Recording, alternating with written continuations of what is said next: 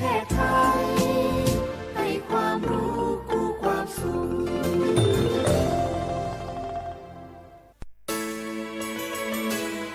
สถานีวิทยุกระจายเสียงแห่งประเทศไทยจังหวัดเชียงใหม่ AM 1476 กิโลเฮิรตซ์สถานีวิทยุภาคภาษาชาติพันธุ์แห่งเดียวในประเทศไทยที่มีความทันสมัยเชื่อถือได้สร้างอัตลักษณ์กลุ่มชาติพันธุ์สู่สากล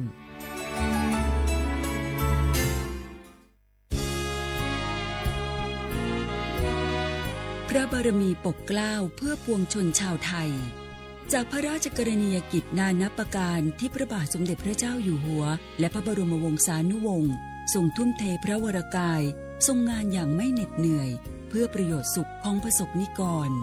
จากโครงการหลวงสู่การพัฒนาแหล่งน้ำส่งเสริมการศึกษาและด้านสาธารณสุขที่มุ่งเน้นการพึ่งพาตนเองและการพัฒนาอย่างยั่งยืนทุกย่างพระบาทคือการทรงงานทุกพระราชดำริคือพลังแห่งการพัฒนาเพราะประชาชนคือหัวใจของแผ่นดินร่วมเสริมสร้างความรักในสถาบันหลักของชาติโดยสำนักงานประชาสัมพันธ์ที่ 3 กรมประชาสัมพันธ์ใครๆก็รู้กันถุงยางอนามัยพกเอาไว้ช่วยได้ช่วยป้องกันโรคอันตรายที่มากับเพศสัมพันธ์ทั้งซิฟิลิสหนองในเอดส์ไวรัสตับอักเสบบีหรือแม้แต่มะเร็งปากมดลูกช่วยป้องกันถ้ายังไม่อยากมีลูกหรือท้องไม่พร้อมตอนนี้แต่ที่ยังไม่รู้คือไม่ใช่สิทธิ์บัตรทองก็มีสิทธิ์ขอรับถุงยางอนามัยได้รวมถึงยาคุมกำเนิดฟรีสิทธิประโยชน์สำหรับคนไทยทุกคนสอบถามเพิ่มเติมสายด่วนสปสช1330ตลอด24ชั่วโมงฝนตกหนักน้ำท่วม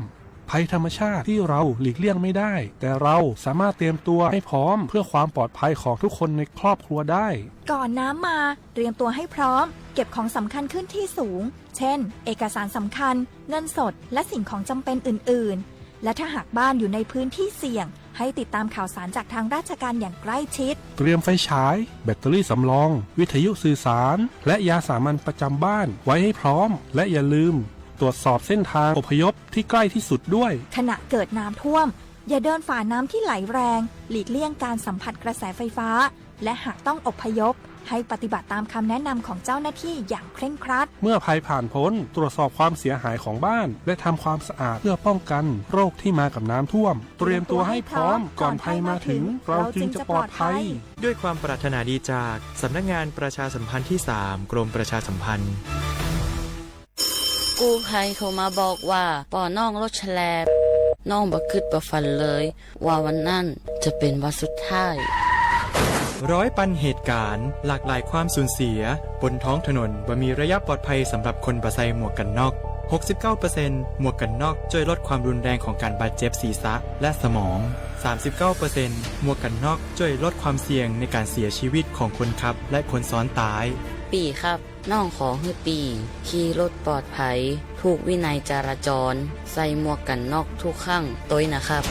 อย่าปล่อยให้คำขอนี้เป็นแค่ลมปากมาร่วมใจกันลดอุบัติเหตุความสูญเสียโดยการใส่หมวกกันน็อกบอกว่าจะขับตั้งใกล้ตั้งไกลเพื่อลดความเสี่ยงเพิ่มความปลอดภัยให้กับตัวเฮาและก็คนที่เฮาฮักตัวนะครับด้วยความปรารถนาดีจากสำนักงานประชาสัมพันธ์ที่ 3 กรมประชาสัมพันธ์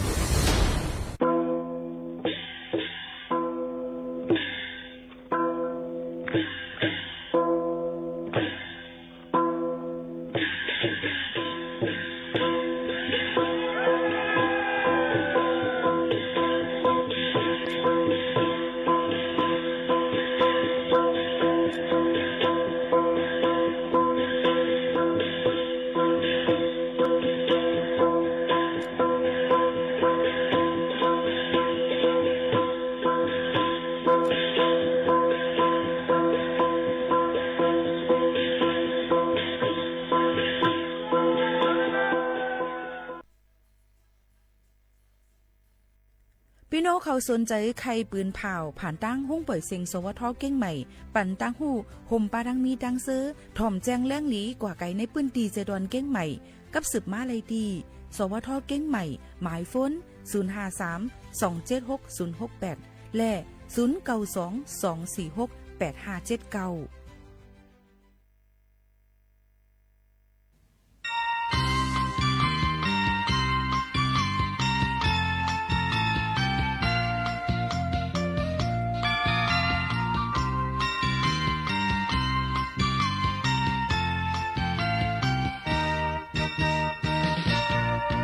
พี่น้องมิตรีเมืองเลยก็จึงเลยเอาตั้งยิงตั้งใจพี่น้องมิตรีเมืองเลยก็จึงเลยเอาตั้งยิงตั้งใจไว้เอาความกันมาอย่าปีแก่กันเลยคือสื่อลายพี่น้องเอาความกันมาเลยคือใจเอาไปคืนใหญ่มาเลยอันว่า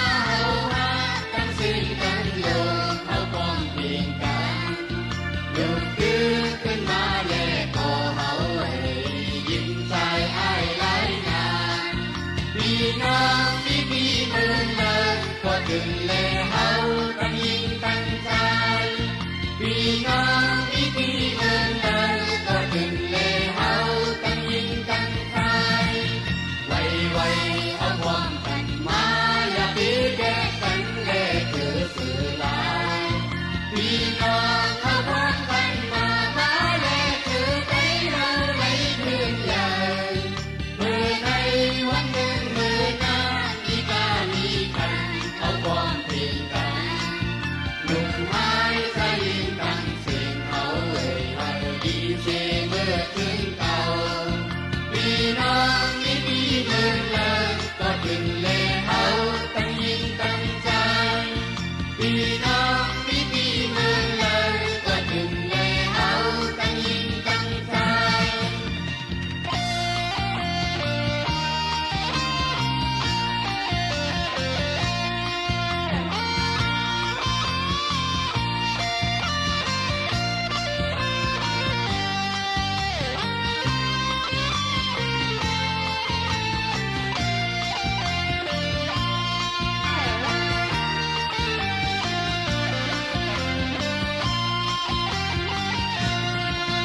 พี่น้องที่พี่เมืองเลยก็ถึงแลเอาตั้งยิ่งตั้งใจพี่น้องที่พี่เมืองเลยก็ถึงแลเอาตั้งยิ่งตั้งใจไว้เอาความกันมาอย่าปีแก่กันแลคือสื่อลายพี่น้องเอาความกันมาแลคือใจเฮาไหลคืนใหญ่ก็เลยอันว่าเอาหาตั้งสิ่งตั้งอยู่เอาความ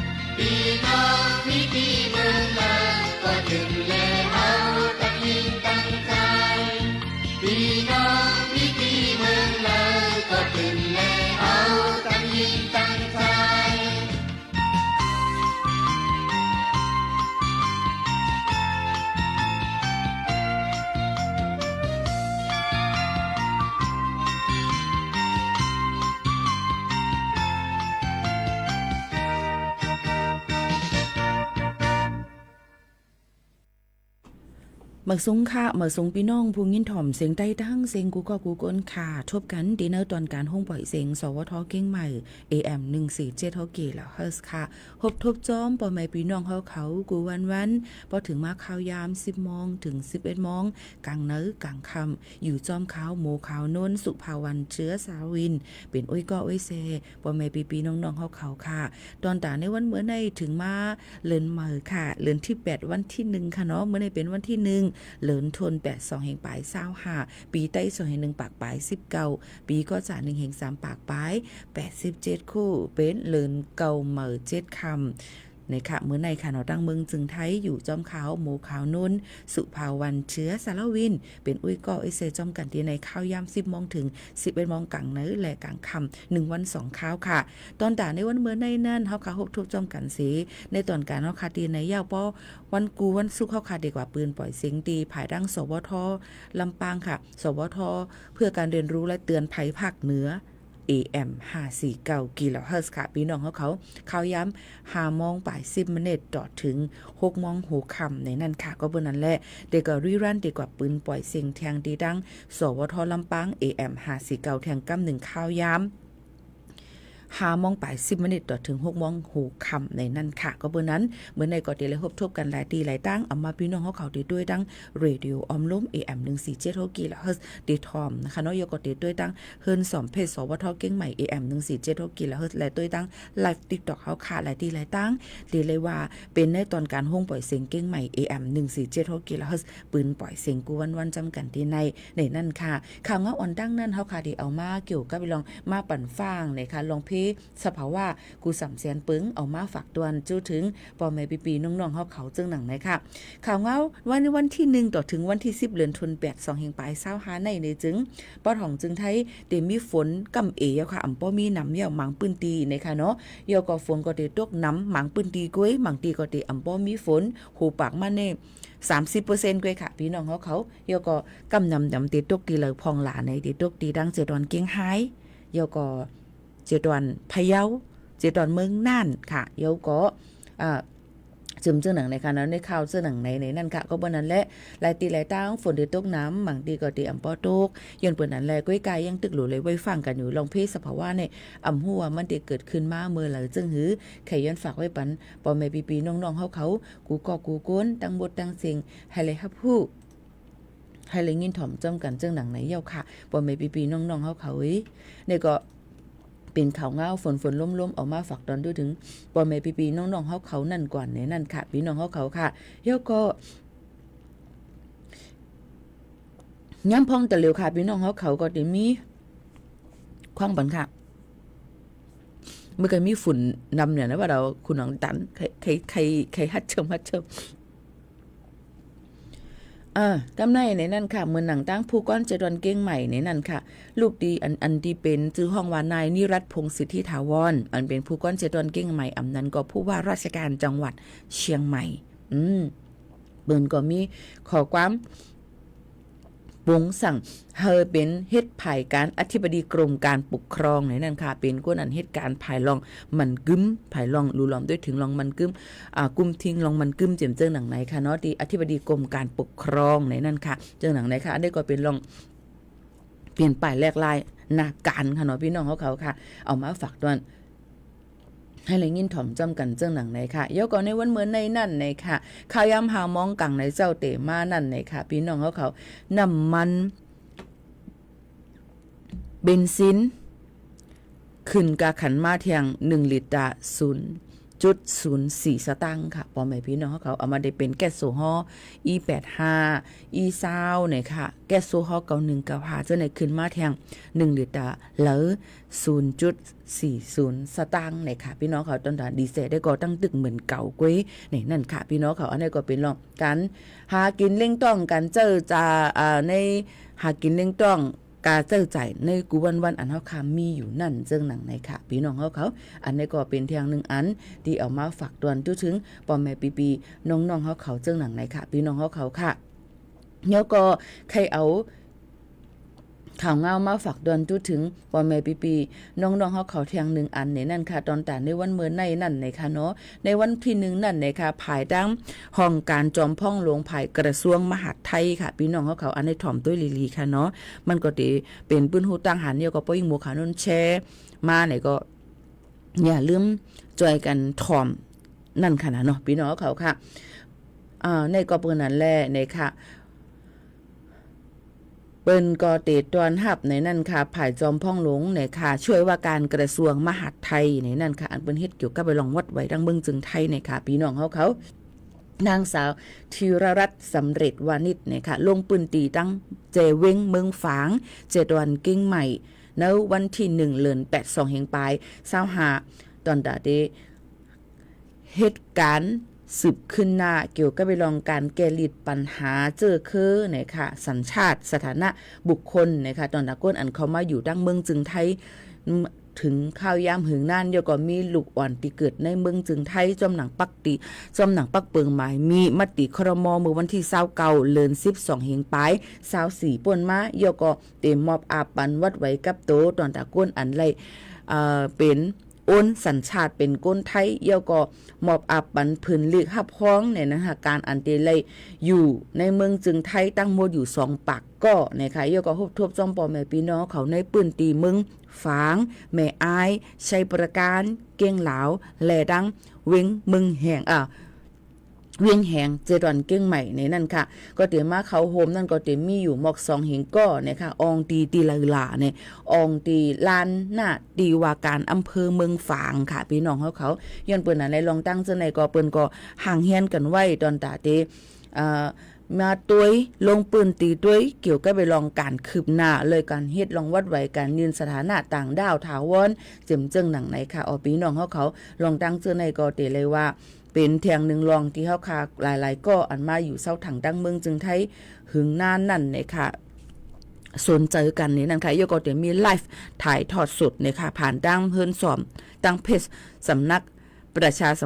สำนักงานประชาสัมพันธ์ที่3เนี่ยนั่นค่ะสปท3เนี่ยนั่นค่ะโยก็สวทเมืองฝางเจิมเจิงหนังไหนค่ะพ่อแม่พี่น้องเขาอันนี้ก็เอามาเกี่ยวกับเลยลองก้นจะเจออันมีไว้วัดไว้โห089ในนั่นค่ะโยก็ถูกเมียนจอมหนังเปิงมติครม.อันเปิ้นตำวางไว้นั่นเปิ้นก็ติคัดเจอครึ่งป่องให้สร้างปันวัดไว้พี่น้องเขาตอนตาได้ยืนสถานะต่างดาวถาวรมันก็ได้ยืนสัญชาติไทยจำเจอหนังไหนก็เพราะว่าเกิดตั้งเมืองจึงไทยก็เพราะว่าล้วนอยู่ตั้งเมืองจึงไทยก็ติเลยมีไว้เกิดตั้งเมืองจึงไทยหนังสือฮับพ้องการเกิดตั้งเมืองจึงไทยเสติเลยตัวว่าอูเหเมเข้ามาเมื่อหลายปีแล้วเข้ามาตั้งแล้วในนั้นค่ะเจอเคยอีสังเต็มเจิงหนังไหนเสเปิ้นติทัดด้วยค่ะเพราะถามพี่หมู่เขาโน่นแต่เหลียวในตีมีขอตอบปันย้อนเปว่าเปิ้นเจ้านาตีภายห้องการลุ่มเจเวงเปิ้นก็ติมาทัดด้วยก้นนั่นมีไว้เคยเฮิรนจึงคือเขามาเมื่อปีไหลเปิ้นได้กดจัดกดทัดด้วยแบบ89แทงในนั้นค่ะทะเบียนประวัติ89เดด้วยแทงว่าทร38ขอนั่นเป็นจึงหือจ่องมันเหมือนกันจ่องไรแกลิด5เยี่ยวก็มันก็เพราะว่าอ่ำมีแบบ89หรือไรกว่ายืนย้อนแบบ89จ่องไรครึ่งปองให้สร้างแทงในนั้นค่ะมีพี่น้องเขาลัดกันเข้ามามีหลายวันค่ะว่าพี่โมข่าวนู้นค่ะเฮาลัดปันอีนึงค่ะตั้งในเปิ้นเก็บเงินกันนึงก็ขนาดเอาตนตาได้เฮ็ดวัดไว้ให้ปีหมูเขาจ่อยเทียมปันกับลาดปันกระทรวงมหาดไทยอีกนึงรู้ย้อนเปิ้นนั่นแหละใครลาดว่าเตตึงเตลาดอีสังเสอำว่าในป้อมีหลักฐานเฮาเตลาดหยับเงาหักศักดิ์ศรีมันหลักฐานมันเตเลยมีเปิ้นเอาเงินกันขนาดในตรงเฮามีแค่พางมือเปิ้นจ่ายเงินกันเดี๋ยวก็มันเตเลยมีหลักฐานค่ะพี่น้องเขาเด็กกันลาดเลยร่วมสู้พ่อค้าหลายๆในอ่ำไล่ย้อนเปิ้นนั่นแหละเพราะว่าพี่น้องเขาญาตูโทบ5เป็นซึ่งหือน่ะเอาหลักฐานศักดิ์ศรีมันไว้นำค่ะมีไว้สิถ่ายไว้เหมือนถ่ายเอกสารไว้ในกัดตึงตีลุ่มเปลิกเจเวียงอันเฮาคายอยู่จำอำนั้นก็ตึงกว่าที่ CIB เขาก็ไล่เปิ้นหับตึงกาวออนไลน์เปิ้นเต็มมีไว้อยู่จังนั้นค่ะเนาะพี่น้องเขาค่ะย้อนเปิ้นนั่นได้ลองตั้งจังได๋อีหยังก็มีค่ะที่เกิดลูกว่าพี่หมูจอยเกิดปันอีกนึงผู้ค้าหายว่าพี่หมูจอยหาปันอีกนึงขายยาเปิ้นเฮ็ดไหนพี่หมูจอยปันอีกนึงค่าจอยไล่เป็นมังอันก้วยค่ะพี่น้องเขาจอยเทียมไล่ปืนจอยปืนเผาปันจอยปันไล่เนปันเซนตาสายตั้งไล่ก้วยค่ะให้ค่าเฮ็ดตั้งหมดตั้งสิ่ง ผักกัดจอโลเลเป็นกว่าอำไลก็เปิ้นนั้นพี่น้องเขาอยู่อำดีกินอำหวานมาหาหมูขาวนู่นก็อำจางยดยาปันหลู่เลยกะหาหมอยาหลู่เลยกะให้มันถูกดีถูกตั้งมันแม่นมือแม่นข้าวมันจอมค่ะนะย้อนเปิ้นนั่นแหละแค่ย้อนฝากมันปอแม่พี่น้องเขากูก้นนั่นค่ะนะเนาะมังก็ในอะโล3 โมง 4 โมงกลางในหูขิงหูข้าวค่ะเนาะปีค่ะจอยปันอินค่ะปีค่ะจอยหาปันโผค่ะอินค่ะปีค่ะจอยปันตึงปันให้กันลาดปันขย่าหยอกเลียนค่ะเจ้านั้นแล้วค่ะข้าก็ได้เลยลาดว่าลองตั้งจึงหือมีหลักฐานยาวหาโหลเลยกว่าให้มันถูกดีถูกตั้งมันจึงนั้นค่ะเนาะพี่น้องเขาค่ะเดี๋ยวก็พอเตไลมาตอนตะก้นอันกว่ายืนย้อนบัตรสถานะต่างย้อนยืนต่างดาวถาวรนั่นเนี่ยค่ะเปิ้นก็เตไลกว่าเน็กไลมือเตไลมีไว้ครอบครัวเตไลมีหลักฐานหลายรองหลายอันเสกว่ายืนที่เจ้าหน้าที่เปิ้นก็เตขึ้นคินมาพี่น้องเขาว่าเตไลเฮ็ดหือพองเตไลถ่ายวัดมือเลยในนั่นค่ะปก็ยืนไว้อ่อนตั้งเปิ้นก็เตไลมาตั้งปรับใบรับรองถิ่นที่อยู่สีส้มสีน้ำเงินนั่นยก็เตมีไล่ไว้เจอคือเฮิรนสมุดทะเบียนบ้านสีน้ำเงินค่ะเนาะยก็เตไล่ทางไว้พาสปอร์ตสีเหลืองอันเป็นเจ้าหน้าที่ปลีกเขาออกปันนั่นมันเตมีจังนั้นค่ะนะก็เปิ้นนั่นแหละมันก็ซ้ำเตกว่าไล่เกี่ยวกับเลยลองว่าสมาร์ทการ์ดอ่อนตั้งกว่าพาสปอร์ตอันจะนั้นย้ำไปไล่ซึ่งไหนก็มีอยู่ที่ว่าอองตีลุ่มเจเวงตีนันเปิ้นติเฮ็ดปันซึ่งหืออันตั้งกว่าเนี่ยก็รู้เลยกว่าเนกไล่มือตีผายพิสูจน์หลักฐานลองว่าจะเฮาย้ำเฮ็ดผิดปักเบิงไม้มีเปิ้นเฮาย้ำเป็นอีสังหาเนกไล่มือ10 นิ้วในจอมจังไหนค่ะหลายตีหลายตั้งค่ะเนาะบ่ได้ถามว่าจ่องมีการจ่ายเนี่ยมันก็เต็มมีอยู่อิดออดเน 2-300 ซึ่งไหนคะเนาะจอมหนังเปิงในนั่นค่ะเนาะก้วยกาป้อถามมิงหมูเขาเนื่นว่าที่เฮาในซ้ำเสียงอยู่ลาป้อเสียงในจึงเอาหลักฐานนั่นน่ะค่ะอันเฮาขามีนั่นก็ตึงลาดในค่ะเนาะเปิ้นก็ติสืบจอมเอานั่นค่ะเนาะอันในปลัดปันฟังอะไรจึงหนังไหนในนั่นค่ะพี่น้องเขาค่ะยก็ฮู้อยู่นั่นค่ะนะมังปอกมาในก็มันจังลาดออกหมดในค่ะเนาะพี่น้องเขายันเปิ้นนั่นแหละพี่น้องเขาก็หลู่เลยกว่าให้มันถูกดีถูกตั้งนั่นค่ะเดลีเลยเซเปิ้นเกี่ยวกับไปลองวัดไหวนี่นั่นค่ะเย่าก็เกี่ยวกับไปลองวัดไหวพี่น้องเฮียงการยานมึงค่ะเนาะปอแม่พี่น้องเขาค่ะยามพองแต่เร็วนั่นจะเจออันวัดไหวหมดอายุเจอนั้นค่ะเนาะเปิ้นก็ตึกอยู่ในคักตอนที่มีไว้ไล่จื้อเนมลิสไว้อยู่เย่าก็หลู่เลยจ่ายหลู่เลยกะเฮ็ดสร้างคัดเจอกะกดจัดด้วยป้ายอยู่ลีกะซื้อไว้กำแก่นป้ายอยู่ลีเอามาได้เป็นวัดทอง5เอามาเป็นประกันสังคม5เฮ็ดไว้นี่นั่นค่ะพี่น้องเขาเย่าก็พี่น้องเขาก็หลูเลยห่างเฮียนเงินตองไว้ตอนตาดีกว่าเฮ็ดเทียงในค่ะเนาะปรับพาสปอร์ตจำเจไหนค่ะเนาะลองตั้งเจไหนเปิ้นก็ห่างเฮียนตอนตาเตเฮ็ดปันพี่น้องเขายาวในข้าวตั้งเหลินในเอาค่ะนะพี่น้องเขาค่ะหลูเลยห่างเฮียนเงินไว้ให้เตรียมทุนกล้วยยาวในนั่นค่ะพี่น้องเขาก็เฮ็ดจอมก็มานี่อันเลอจอมเผอนายนาก็เลอในนั่นก็หลูเลยกว่าต้องถามตีเขาค่ะมาถามตีปีหมู่เขาโน่นก็อำไปมีข้อตอบปันยอมเลยว่าพี่น้องเขาก็เฮ็ดจอมไผก็เปิ้นก็ตีรูล้อมด้วยถึงลูกน้องเปิ้นนั่นขนาดนั้นเฮาค่ะก็เฮ็ดจอมเปิ้นนั่นจังไหนค่ะเนาะอันในเตลีเลยเสเปิ้นก้วยกาสั่งว่าเฮ็ดก็เร็วเลยเฮ็ดผ่านได้นาตีเลยเนี่ยนั่นก็โลเลยต้องถามกว่าที่ภายจัดหาการงาน7 วันอันพี่น้องเขาอยู่นั่นในนั่นค่ะในเตลีเลยเสเปิ้นค่ะเนาะพี่น้องเขาค่ะอันนี้ก็เอามาฝากเตือนจุถึงปอแม่ปีน้องๆเขาเกี่ยวกับไปลองวัดไว้ในนั่นค่ะพี่น้องเขาค่ะเยาก็พอมีลองตั้งจึงหือแทงในนั่นก็ติคัดเจอเอามาฝากเตือนจุถึงปอแม่ปีน้องๆเขาเที่ยงอยู่อ่ำในนั่นค่ะเกี่ยวกับไปลองวัดไหวในนั่นค่ะบ่แม่พี่น้องเขาเนี่ยก็คัดเจอออกมาฝากตวนจูถึงกูก้นให้เลยยินถ่อมจ้อมกันจังหนังไหนค่ะเนาะโยก็ภายตั้งกระทรวงแรงงานเนี่ยค่ะกรมสวัสดิการคุ้มครองแรงงานหลายตองหลายอันเปิ้นก็ห่างเฮียนกันไว้ตอนตาเดลงเซ็นใส่ไม้ต่อวัดต่อไว้ตั้งออนไลน์24 ชั่วโมงในนั่นค่ะพี่น้องเขาเปิ้นก็ห่างเฮียนกันไว้อยู่ในนั่นค่ะเนาะก้อยกะพี่น้องเขาก็หลูเลยหมอเข้าเจ้าสื่อโซเชียลมีเดียนั่นขนาดเนาะหลายรองหลายอันจังหนังนะคะตอนตาเดห่างเฮียนกันไว้ในนั่นค่ะเนาะพี่น้องเขาค่ะว่าต่อวัดต่อไว้แต่เหลียวดังเมืองจึงไทยเหมือนจึงเอียงอีสิงมาจังนั้นมันก็เตเลยง่ายลมเจอมาเทียงจึงหนังในค่ะออกบ่แม่ปีน้องๆเขาค่ะอันนี้ก็เอามาฝากตวนจุดถึงกันเตมีลองคืบหน้าเจิ้งหือลาเนี่ยค่ะอันเปิ้นเตเฮ็ดนั่นภายดังภายกรมการจัดหางานเปิ้นนั่นเนี่ยค่ะเปิ้นก็ลาดไว้ว่าเปิ้นก็เตมีตอนโครงการจ้างเหมาเอกชนเนี่ยค่ะเฮ็ดปันไว้เฮ็ดการเฮ็ดปันไว้เฮ็ดการแล้วไว้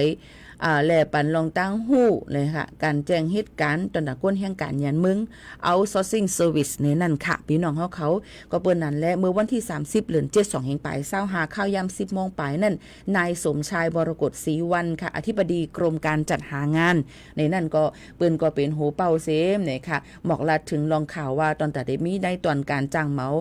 เอกชนเนี่ยค่ะเฮ็ดปันไว้ขว้างเหตุการณ์แล้วก็พร้อมตีเตปันลองยืนคำขอการแจ้งเหตุการณ์ตอนแต่แห่งการยันเมืองเอาซอร์ซิ่งเซอร์วิสเนี่ยค่ะก็เตมีหลายๆฝ่ายโฮมห้อมกันซินี่นั่นค่ะก็เตลาดว่าเปิ้นก็เตอุบกุมกันนั่นค่ะเนาะตอนแต่เตครึ่งปองให้สร้างในนั่นค่ะยกเฮามัน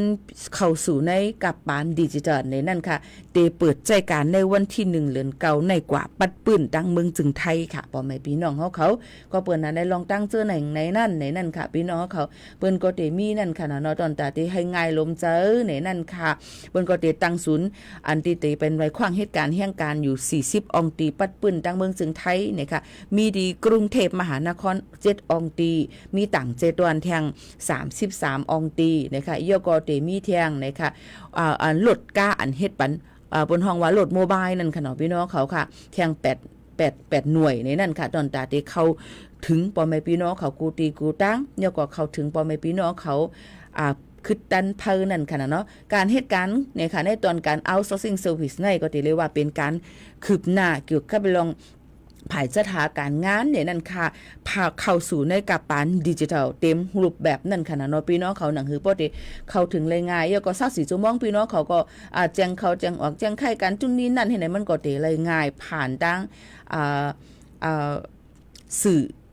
โซเชียลมีเดียจังนั้นในนั่นค่ะพี่น้องเขาอันนี้ก็คัดเจอเอามาฝากตวนจู้ถึงพ่อแม่พี่น้องเขาอันนี้ก็จะเป็นซึ่งหือมันเป็นซึ่งหืออันพี่หมูมาลาดในก็ป้นลาดให้ในเตอำหันนำหันตัวมันกวยกะมันติเลยเฮาติเลยเฮียนหูกว่ากำอิดเกี่ยวกับเพราะว่าวันที่1เดือนเก่ามานั่นเปิ้นก็เตะครึ่งปองให้สั่งกว่าเนี่ยค่ะตอนตาเตกะเฮ็ดลองวัดไว้ออนไลน์เพราะเขาจ่ายเงินเดียวจังนั้นจังได๋เปิ้นก็เตหางเฮียนเฮ็ดปันมันก็เตมีอยู่40อองตีปัดปื้นตั้งเมืองจึงไทยจังไหนค่ะเนาะพี่น้องเฮาเขาค่ะ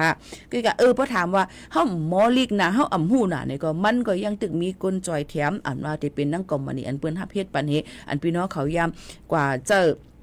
อยู่ปึงอิงให้เปิ้นเฮ็ดปันวัดไว้พี่น้องเขามันก็เต็มมีอยู่ในนั้นค่ะอยู่ที่ว่าพี่น้องเขาเต็มเจอจึงหือนั่นกุ้ยในนั้นค่ะอันนี้ก็เอามาฝากปันว่าลองคืบหน้าหลายร่องหลายอันเปิ้นก็ห่างเฮียนกันไว้อยู่ในนั้นค่ะน่ะเนาะพี่น้องเขาค่ะดอนตาเตง่ายเงียบหลายร่องหลายอันนั่นในนั้นค่ะพี่น้องเขาเกี่ยวกับเลยลองทางเจอไหนเฮาค่ะก็คัดเจอเอามาฝากปันพ่อแม่พี่น้องเขาหนังหือบ่ได้คือตันหนังหือบ่ได้เลยเฮาผู้จ้อมกันนั่นในนั้นค่ะพี่น้องเขาค่ะก็เอามาฝากตวนจู้ถึงกูโกนในนั่นค่ะมันติมีลายย่อยย่ำมันเถียงค่ะว่าเปิ้นเฮ็ดจังไหนมาย่อห้ำติเลยอีสังพองลาเปิ้นทำติจอยแถมเฮาลองตั้งจึงหือพองลามันติง่ายยำจึงหือละเกี่ยวกับเลยลองในนี่มันก็ติมีมาเถียงเหมือนกันในนั่นค่ะพ่อแม่พี่ๆน้องๆเขาค่ะมันติจอยแถมอีสังไล่หลานี่เฮาค่ะมาถ่อมจ้อมกันค่ะเนาะพี่น้องเขาค่ะว่าพอเปิ้นเฮ็ดจังนั้นย่อห้ำติเฮ็ดจึงหือลานี่น่ะมันติมีขอถามมาค่ะพี่น้องเขาพอถามมาจังนั้นนี่ก็รู้เลยตอบปันพี่น้องเขาย้อนเพราะว่าพี่น้องเขาเนี่ยเพราะว่าไม่ซุ้มค่าไม่ซุ้มค่าตัวอย่างมันเนาะกินข้าวเยอะกินแล้วค่ะกินผักสังขารเนี่ยมันติดถามมาให้ไหนติขาพี่น้องเขาค่ะก็เปิ้นนั่นแหละเขาก็รู้เลยมาหมอกลาถึงกันว่ามีอีสังพอง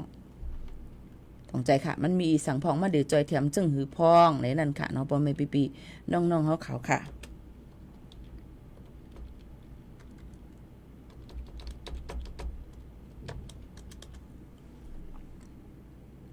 มันก็จะเป็นเกี่ยวกับเดี๋ยวลองว่า outsourcing service ในค่ะเนาะทอนภายร่างภายกรมการจัดหาการงานในค่ะเปิ้นก็เตจอยเฮ็ดลองไว้ขว้างเหตุการณ์ตอนแต่แห่งการยันเมืองในมันง่ายเงียมขึ้นเพิ่ขึ้นแล้วก็แจ่มแจ้งหลี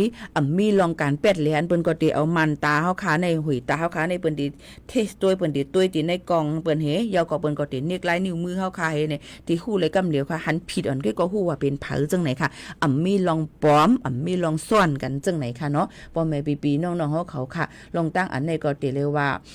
เป็นตื้อตั้งตีเปิ้นหังเฮียนกันไว้นั่นค่ะต่างหือมันบ่เตง่ายแงมหนังหือมันบ่เตเพ้อเลยไปข้าวยามอันนั้นอันในจังไหนเที่ยงในขณะเนาะมันก็เตง่ายแงมมันก็เตมีอีสังพองมันก็เตง่ายตอนแต่เด็กก็ยืนผ่านออนไลน์เลย24ชั่วโมงค่ะพี่น้องเขาเยอะก็เตมีอองตีกว่าเฮ็ดในป ปัดปืนตั้งเมืองจึงไทยเลย40อองตียก็เพอค่ะลดยอมคักตอนเนี่ยค่ะตอนตัดได้ยืนย้อนวัดไหวเหตุการณ์ในนั่นค่ะพี่น้องเขาเลยง่ายขึ้นยก็มีลองกดแจดกดทัดด้วยเนี่ยค่ะแจ้งแรงหลีเนี่ยค่ะตอนตัดในคักตอนดิจิทัลในเนี่ยค่ะที่เฮ็ดกว่าเลยลองตั้งอันแจ้งแรงหลีกดแจดกดทัดเลย24ชั่วโมงเนี่ยนั่นค่ะยก็ลองกึ่งกาคันมันเนี่ยค่ะลดยอมลองเงินต้องหลายลองหลายอันนั่นค่ะเนาะยก็ลดยอมลองเงินตื่นล่างตอนแต่เด็กเข้าหาเจ้าหน้าที่เขาหลายตีหลายตั้งนั่นเนี่ยค่ะมันดูเฮ็ดออนไลน์ก็นั่นค่ะเนาะยก็เตมีแทงในนั่นค่ะมีลองหางเฮียนไว้ปันลองต้มเจอลองมันเจอเนี่ยนั่นค่ะเกี่ยวก็ไปลองการยืนยันว่าตีลองก้นอันดีกว่ายืนเฮ็ดวัดไว้นั่นมันมีผ่านดั้งดิจิทัลเสเนี่ยค่ะมันก็เตะเลยง่ายมันเจอนั่นค่ะเนาะตอนตาก้นอันเหตุการณ์เนี่ยก็แห่งการยันเมืองหนังหือปฏิเหตุการณ์ถูกแม่นจำหนังปักเปิงหมายมีในนั่นค่ะลองตั้งเสื้อในก็เตะเลยว่ามันเป็นคักตอนอันดีก้วยกาเตมีลองเปิ้นเฮ็ดจึงหือล่ะเจ้าในอำไปจังลาดไหลก็บ่ว่าเปิ้นเตเฮ็ดในวันที่1กว่ามีลองง่ายงามจึงหือมีปัญหาจึงหือในก็ยุ่มยามว่าเปิ้นก็เตจามเฮ็ดตัวเฮแล้วก็เตเปลี่ยนไปหลายๆมุ่นเมกว่าขึ้นจอมกันอยู่ในนั่นค่ะก็ยุ่มยามว่าเตคักตอนเตง่ายงามนั่นค่ะเนาะพ่อแม่พี่ๆน้องๆเขาค่ะอันนี้ก็เอามาฝากดวนถึงพ่อแม่พี่ๆน้องๆเขากูก็กูก้นนั่นค่ะพี่น้องเขาค่ะลองตั้งเจ้าในมีลองจังหือเทียงในก็ติคัดเจอเอามาฝากดวนถึงพ่อแม่พี่ๆน้องๆเขาให้เลยครับผู้ให้เลยยินถ่อมจ้อมกันเทียงตั้งนำตั้งหลายอยู่ในนั่นค่ะหรือเจอถ่อมด้วยเพียงความหวานหูถูกเจอกัน1หูกวันในนั่นค่ะจ่องขึ้นมาอุบมาโอจ้อมกันเทียงกำนึงในนั่นค่ะพี่น้องเขาค่ะถ่อมได้เพียงความหวานหูถูกเจอค่ะเนาะอินฝางห้องไว้สาวอ่อนหางหลีทุ่งเมืองเมาในนั่นค่ะอร่อยกันในโปติยองยอสับน้ำเลียนลินตีกินเลตันเศร้าตาลียองเมืองทุ่งเมาเฮาตึนมนอยู่ซาตัวลูสองผักข้างหิมน้ำเมาก่อนอไล่หันวานก้นขับกันกว่าสาวหางหลีก็ตึนขอนตอนเตอปีอีกน้องต่างตีมาห่มจอมพิงทุ่งอ่อนเผอก็ป้อมนเจอเซอมังก็ป้อไข่ลืมเป็ดตั้งเมื่อเตียว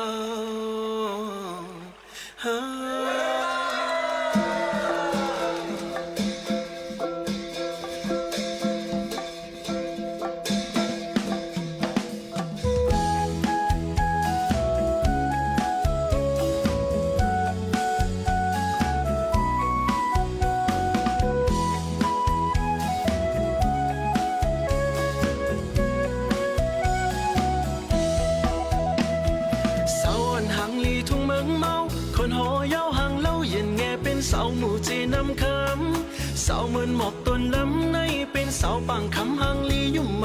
จังมอไปมอเก้าใจเฮาเอาใจเมาย่องเป็นกำเยาตุ้ยลูกโกยเสาเปิ้นสวยเปิ้นทรงหันเสาตึงลงโตเล่าเสาน้องเต้าห่มสองเสาข้าวของน้องโมเสาโมยุ่มโมยอกต่อเป็นเสาน้องโมน้องยางเงยห่มเส้นตั้งมาโคเจอจอมเพอตุ้ยลูเลยหันเสาเลื่อนเลี้ยงเลื่อนเล่าหันเสาใส่เข้าถึงจ้าเสาถึงข้ายุ่มใส่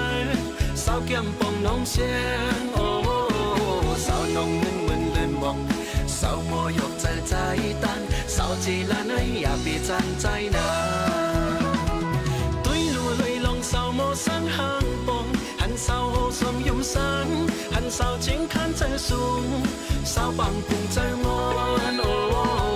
เสาโมยุ่มเสาน้องอ่างเสาพังห่างตัวเสียผมเสาตาปีหีที่เนสา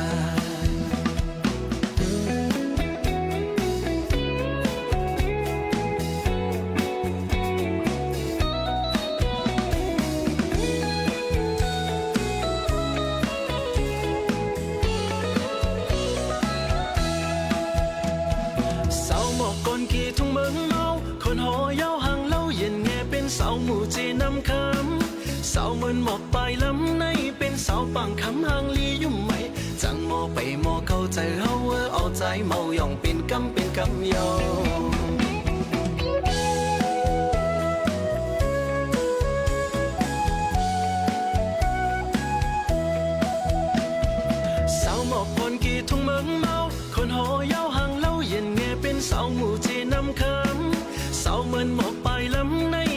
าวันคำหน้าอ่อนยุ่มใหม่เสาไม่ไปเสาวันจีให้เสาไตเธออย่าเงินปืนเธอคือเสือตุ้ยลู่เจ้าของเสาโมหักเปียงซองหันเสาวันน้องยุ่มถึงเสาตึงคำยุ่มเสยเสาเองเก่าเขาพรโอ้เสาน้องคำเลจีเก่าเป็นเสาโมเสือเธอจับช่วยผมเสาเขาปล่อยหางสาเลตึงโคตุ้ยลู่ยิงอ่อนส่วนลิกไหลไปเงินเสาเหมือนเลื่อนสีสนหันเสาน้องมนเจอพองเสาหน้าของน้องข้างโอ้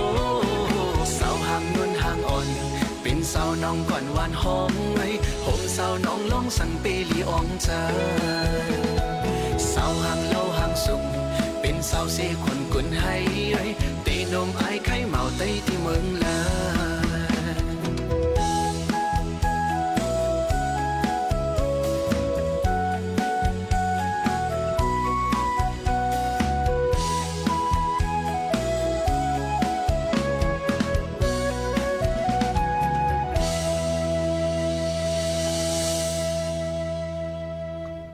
และเงินถ่อมเพลงความหวานหูถูกใจกว่ามือพ่องเฮาค่ะหรือเฮอหรือเจอเนี่ยก็อ่านข้อความพี่น้องเขาตรงตักกันเข้ามาในนั้นค่ะเฮาค่ะเป็นห้องปล่อยเสียงเก้งใหม่ AM 1476กิโลเฮิรตซ์ค่ะพี่น้องเขาอยู่จ้ำกันที่ในข่าวยาม 10:00 นถึง 11:00 นอันว่า AM 1476กิโลเฮิรตซ์ในเป็นห้องปล่อยเสียงมันก็ได้ว่าค่าเหตุการณ์อยู่ที่ห้องปล่อยเสียงค่ะตื่นลาดด้วยกันมันก็ว่าปิ่มเหตุการณ์ที่วิทยุฮะวิชูฮะวิชูอย่างในทิชชูอย่างในวิทยุในเป็นความไทย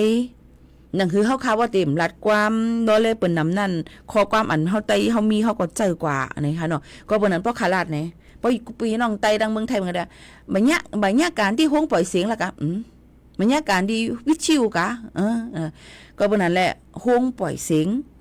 กำไตเป็นความไทยวิทยุกำไทยเนาะความอังกฤษเป็นเรดิโอก็เปิ้นนั้นแหละค่าเหตุการณ์อยู่ที่ห้องปล่อยเสียงสวทเก่งใหม่คลื่นนี้ห่างละ FM 5อำใจ FM ค่ะเป็น AM 1476กิโลเฮิรตซ์ในนั้นค่ะพี่น้องเขาค่ะก็เบอร์นั้นพี่น้องเขาก็เทเลถ่อมตั้งเรดิโออ้อมล้มวิทยุนั่นแหละอันพี่น้องเขาฮู้จักกันเยี่ยวก็ถ่อมตั้งตุยตั้งเงาห่างเสียงตั้งไล่เฝ้าค่ะซึ่งหนังไหนค่ะพี่น้องเขาค่ะในก็เอามาฝากเตือนถึงให้ได้ยินถ่อมซ้อมกันว่าด้วยเหตุการณ์เหมือนเก่ากุ้ยอำไปผัดยานพ่อแม่ปีน้องๆเขากว่าที่เลยตั้งเลยในค่ะพี่น้องเขาค่ะถอมได้หลายรองหลายอันค่ะน้อยโยก็ยังตึกหลูเลยไว้ฟังกันลองเพกึ่งก้างหลายตีหลายตั้งหลายนั่นค่ะน้องพ่อแม่พี่น้องเขาค่ะย้อนบ่ว่าเฮาก็ฮู้ว่าฝนล่มๆเตมาหลายตีหลายตั้งหลูเลยฟังกันไว้เนี่ยค่ะโยก็ด้วยรังฟงมือถือพี่น้องเขาไปอยู่ตั้งเมืองจึงไทยเปิ้นได้มีเซลบอทแคทไผปอพอเปิ้นก็ได้ฟังไว้ปานว่าอองตีสู่เจ้าอยู่นั่นนำเตจังทุ่มจังน้องแค้นดอกไข่เอาโคของไว้ตีสูงไข่ก้นก็อยู่ที่รถเพเจียมจึงหนังไหนเปิ้นก็ได้ลาดไว้ปานในนั่นค่ะบ่ได้เป็นเพลองเพอิงสันแผ่นดินไว้ค่ะเนี่ยก็อองตีสู่อยู่นั่นมีจังนั้นอยู่เลยห่างเฮียนกันไว้ก็เปิ้นก็ได้ฟังกันไว้เกิดเลยลองว่าเป็นเพศกึ่งกลางจังนั้นจังไหนในเปิ้นก็ได้มีข้อความสูงมาปันดังฟงพี่น้องเขาในนั่นค่ะเพราะเป็นดังเมืองจึงไทยค่ะกันเนาะกำที่ถามว่าดีค่ะในว่านำออกคาลาเนี่ยมันตื่นติมีเหก็มันตื่นเนาะมันตื่นสับพิษเนี่ยเนาะพี่น้องเขาค่ะอันเขาค่ะอยู่ในดำมีคาลาสำติถามจังนั้นแทงย้อนเพิ่นนั้นเฮาค่ะก็ได้ลาดว่าบ่เป็นดังเมืองจึงไทยเปิ้นก็ได้มีข้อความผ่านดังฟงพี่น้องเขาเลยลาดถึงเป็นระบบเซลล์บอทแคทในนั้นค่ะที่เป็นข้อความในเสียงมอตืดเนี่ยมาเป็นเพสังเพนำโถมนำลุกนำน้องค่ะเพอิงสันแผ่นดินไว้ค่ะจะในเปิ้นก็ตีปันฟังมาปันจึงหนังไหนค่ะพี่น้องเขาค่ะเมื่อสูงค่ะย้อนความไตจ่องไหลค่ะอันค่าเปิดกว่าในก็เป็นความไตอันข้าวหมูขาวนนหลัดกว่าในก็เป็นความไตกุยข้อเลยตีพี่น้องเขาอ่ำปองเจอมังข้อตัวยุกอย่างมัน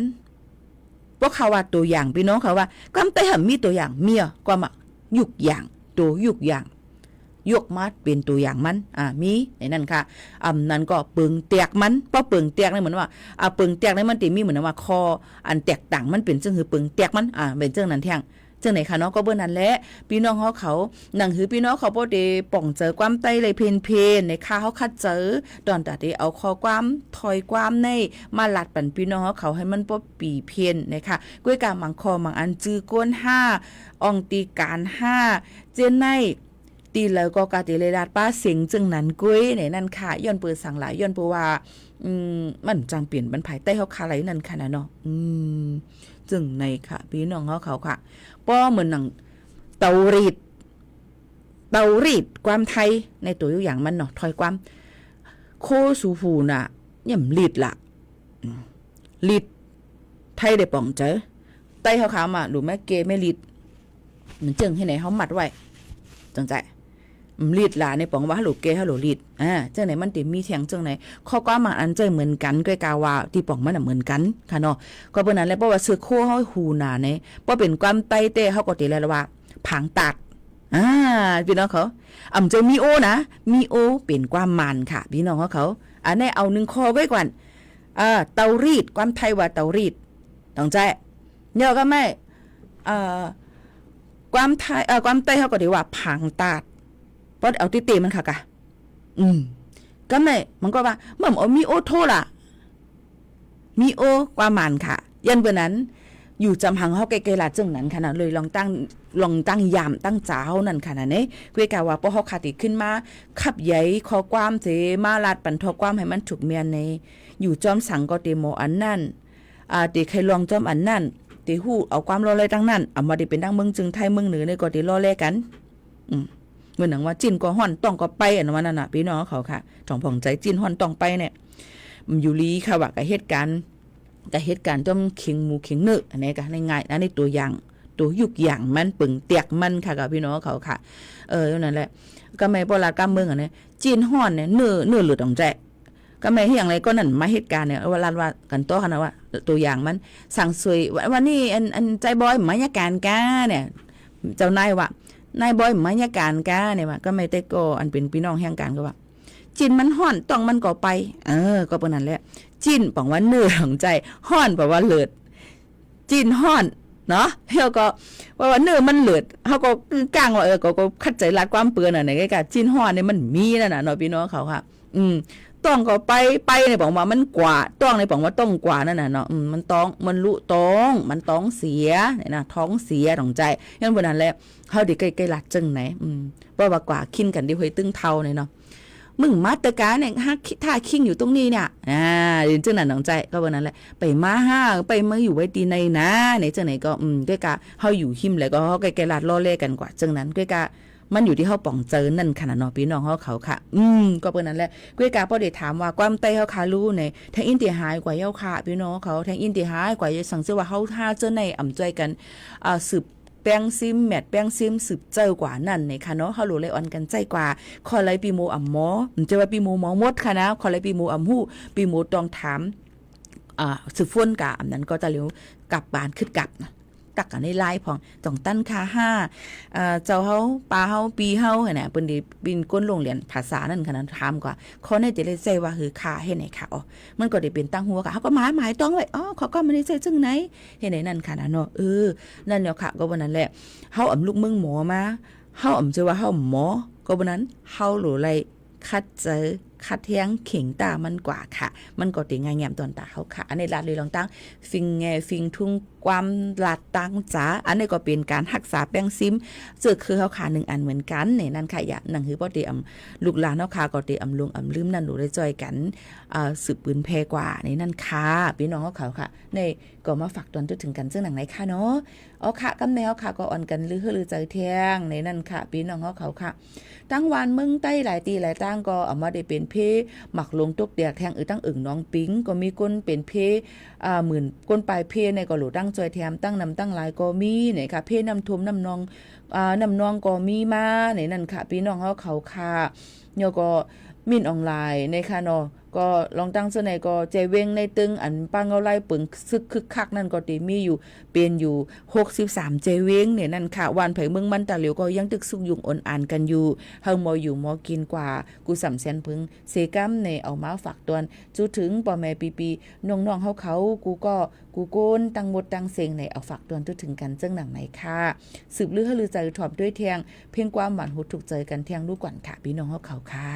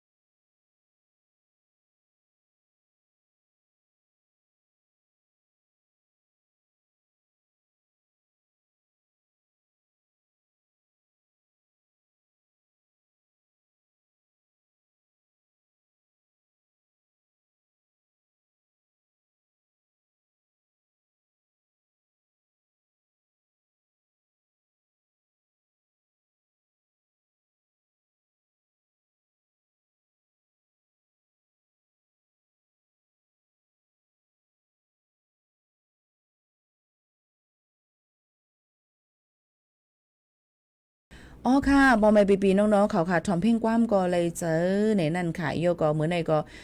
เลยว่าเข้าตั้งวงวังในมีลองลู่ซุ้มตั้งหนำตั้งหลายค่ะเนาะมาได้เป็นลองเมืองจึงไทยเปิ้นก็มีลองปังตึกซึกซือกันถ่อมข่าวถ่อมเงาก็ให้มันถูกแม่นอย่าไปกะสร้างก่อเลยลองตั้งตีเฮ็ดให้มีลองแป้งจัดกันในนั่นค่ะพี่น้องเขาขยันผักฟังไว้จังไหนจ้อมในนั่นค่ะเนาะเฮาก็ถูกดีได้มออยู่มอกินเฮาก็มาอยู่เมืองเปิ้นกันหนังเก่านั่นขนาดไหนพี่น้องเขาค่ะจังไหนค่ะลำลองแหน่นนี่ค่ะเนาะแทงลอง1ก็นี่ค่ะย่ำพองตะเหลวนั่นนี่ค่ะเนาะพี่น้องเขาค่ะลองดูซุ่มก็มีน้ำเหมือนหนังตั้งเหมือนในก็หมอความหลงใจจึงหันก็ได้ป่นขาดตูกว่าเมื่อไหนก็เป็นอันยินมองเจอเตอใจจอมมุงของเฮิรนจ้าเจิงหันเต้ๆนี่ก็เดี๋ยวก็มีไว้เป็นลูกอยู่7ก็ค่ะเนาะลูกจอมมีก็ที่1นางยิงนั่นอยู่3ก็ใหญ่ค่ะเนาะแล้วก็มีก็ที่2เทียงอยู่4ก็พี่น้องเขาวนด้วยค่ะลูกอโลเว้ยเนาะนำเต้นำว่ามีลูก7ก็ซะว่า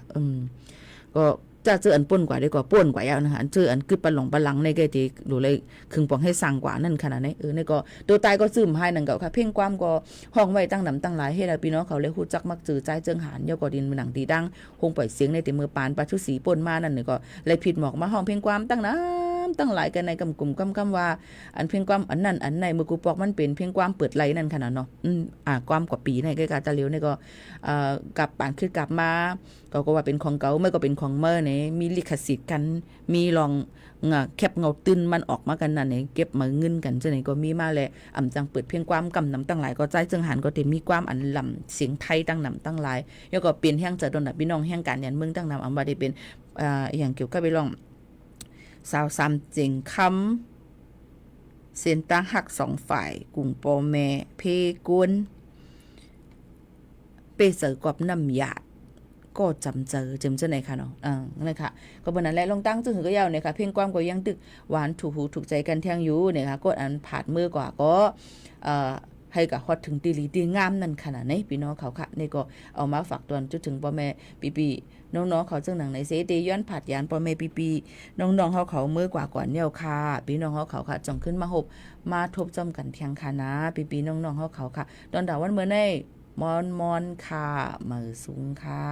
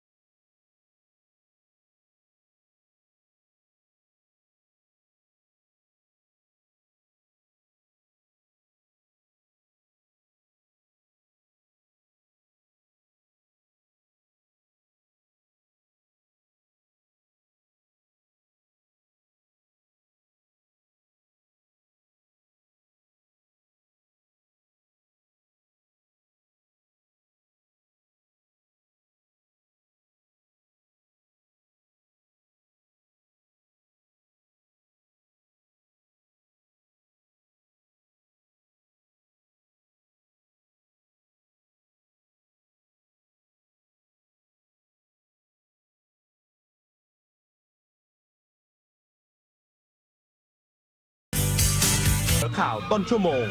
รู้เร็ว รู้จริง เกาะติดทุกสถานการณ์